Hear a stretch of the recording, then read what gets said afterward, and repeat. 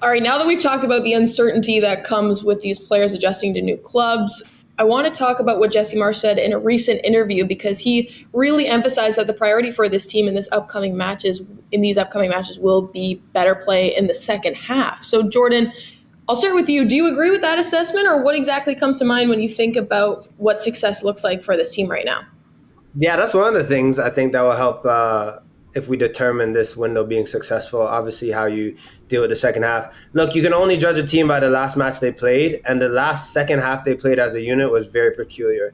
Like, I've been around this football thing for a very long time, and I've never seen a team go down to 10 men being a goal up in a knockout game and end the game with 4 strikers. It was very weird, very peculiar. So I look at the situation now. I think people are starting to understand Canada. Every team does this, no matter what level you're on, amateur, semi-pro, pro, international. They said, what are their strengths and how can we hurt this side? So Romania and Wales are going at Canada and saying, okay, if we make this a foot race, we will lose. If we make sure that we have space that they can exploit, this will be a long night in Bucharest. So what they're going to do is they're going to be different. I just want to see what is Jesse Marsh and Canada's plan when that happens, because they will not have this match open. They've played a couple games, Romania just recently as well, and you're going to look at a team that's going to be organized. So that's what the biggest thing I want to see. Of course, he's looking at minute details and talking about the second half, and I think that's a part of it. But I think the game plan from the beginning wheels, and what's the approach in the first 15 minutes, what's the approach after that as well, going into the first half, I think that all matters, because this is going to be the recipe that they take into the World Cup, and I just want to see them tweak a few things. The question for me is why? Why have they struggled in the second half? If you just look at the stats, and I went through all the games, and whoever online can correct me if I'm wrong based upon my numbers, but in first half of games under Jesse Marsh, 14 goals scored and 4 conceded. In second halves of games, 14 goals scored, so the exact same, but 16 conceded. So my question is, like, why did that happen? And I should mention it's improved. They conceded 4 times in that opening match against the Netherlands in the second half. They conceded twice in the second half in the ensuing game against Argentina as well. So that kind of affects the numbers in a way. But I think on the balance of it, we've seen maybe a little bit of dip, especially in attention to detail from this Canada team. I'll try to explain why from my perspective. One, this run and gun Red Bull style isn't conducive to all of a sudden pumping the brakes and slowing things down in the second half, because they don't do that. Instead, the team tires. They start to look a little bit leggy, and they're unable to carry over the energy that they bring out of the gate of games and carry that into the second half, oftentimes when there's an adjustment by the opposition as well. And to that point, we've mentioned this, and Jesse Marsh doesn't like to hear it, but like plan B, C, D, all the way to Jordan Wilson's double Z, like, while other teams adjust, I haven't seen too many adjustments. In fact, you can maybe even question the substitution patterns and how players are being used in the team as well. So those are the 2 big things for me that need to be shown. And a lot of that comes down to the manager. Like, what is the team's approach? Are they willing to sacrifice a little bit in terms of their methodology? Just try to make it a sprint for 90 minutes and maybe pick their spots at times. That's how they were best under John Herdman, to be honest with you, because they were a high energy team, high pressing team, but they go through stretches. They go in and like press for 20, then they'd sit in a low block or a medium block for 15 just to get the legs back. So there was a little bit more balance in the team at that time than there is now. So yeah, like, I understand why Jesse Marsh is focused on the second half, and maybe that's just his own focus, because a lot of it comes down to the decisions that he makes and the way that his team manages games. He did say he wants to see more leadership on field, and players that can battle through those difficult moments. But I also think the manager can do a better job in setting up the team for success. Right. Well, on that theme and looking for these potential changes coming up, obviously they're in Europe away against perennial Euro and World Cup teams. These games are just days away. Do you guys see this as our best opportunity to gauge really just how good this Canadian team is, especially ahead of next summer? Jordan? Yeah, I think so. I think also when you look at, you're probably going to get a country like this maybe in your group going into the 2026 World Cup in June, right? So you're like, it just has people feeling good. Like, can you actually maybe make a run? Can you make it out of the group? Like, what is the expectations of this group? I think unquestionably you're looking at this team. It's the most talented team that are playing in the top leagues in the world that we've ever had. Okay, that's great. But like a talented team, you have to come together and make sure that you're willing to work. And the biggest thing is win.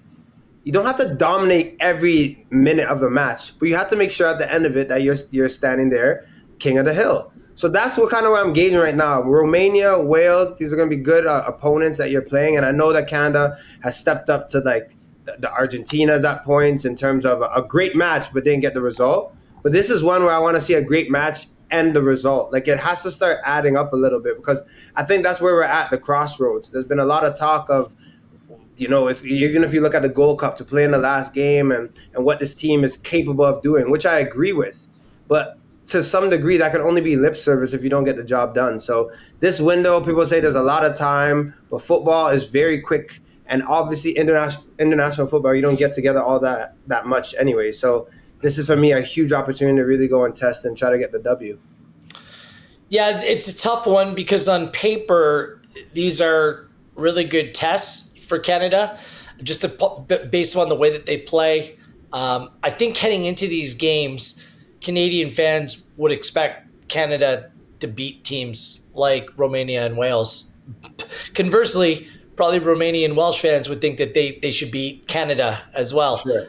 At the same time, this international window, for those two other teams, the Canada game isn't the priority. Both of them have World Cup qualifiers. The second game for Romania after the Canada game, they play Cyprus. Wales plays at Kazakhstan before that friendly. So what sort of teams are they going to play? Against Romania, they're probably going to be focused on their tactics, and it'll almost be like kind of like a live training match to a certain degree for them to prepare for the upcoming game. And for the Welsh playing back home, yeah, they want to win, but I mean, Craig Bellamy most likely will play a lot of younger players. You might experiment a little bit more. The fact that it was a friendly. So the result, if Canada comes away with it, could be affected by what those other teams do, the fact that they actually do have a competitive fixture this window. So I don't think it's like going to be, these aren't statement games. I think that if you're looking at kind of Canada and where people in the home World Cup, think that they can be, Canada's gone out and played well against teams like Argentina before. Colombia, Ecuador in the upcoming windows, I think that those are like kind of measuring stick games. Mm-hmm. I think that these ones are ones that most Canadians think that Canada should be able to take care of teams like this come next summer. Yeah, I think measuring stick is a very good way to put it. Jordan, before we wrap up, I'm curious to get your perspective on it because you just mentioned there as a former player, knowing how maybe people perceive a large amount of time feels so short when you're really in it. When you think about that, how much do you think can be done in terms of the experimentation with the time they have?